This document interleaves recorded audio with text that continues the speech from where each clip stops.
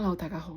我已經唔知我點樣用一個比較得體啲或者優雅啲嘅方式去展示、去分享我以下落嚟想同大家分享嘅一樣細思極恐嘅嘢。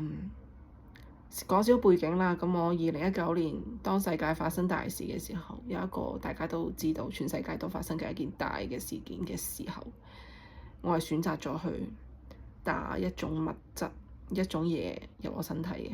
係啲咩我唔明講啦。咁接下來就睇片。首先我形容下啦，當我呢個銀仔我係上唔高，我冇貼住皮膚㗎嚇，上高揈嚟揈去嗰陣，我係明顯感覺到一個引力，即係咧，你好似當呢個係個冰箱貼啦，你想貼上去嗰陣，你雪櫃上面，你唔想你喺上邊揈下揈下，你唔係真係貼咗落去嘅嗰種感覺，即係有種拉扯嘅感覺，同磁鐵與磁鐵之間拉扯嘅嗰種感覺，真係好誇張。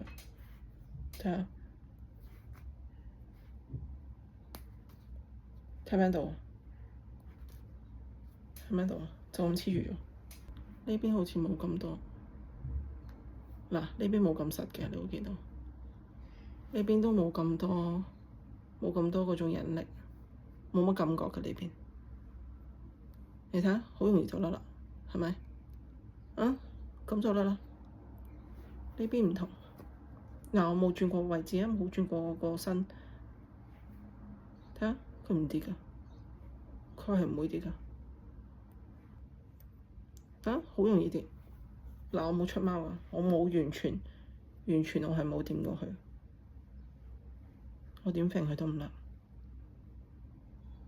佢呢邊就係有個磁力，我感覺好似夜晚個磁力會勁過我今朝咯。我唔知係嗰嚿嘢移走咗定點樣。Anyway，我都係琴晚先發現，因為我網上見到有啲人係咁樣去測試啦。咁咧，佢哋咧就將硬幣1蚊啦嚇，因為我冇1蚊，我用咗2蚊，咁樣黐喺呢啲位，太陽穴同埋中間呢個前額葉嘅呢個位。咁有啲人係真係黐實嘅，我咧就唔得啦，可能2蚊銀太重定唔知點。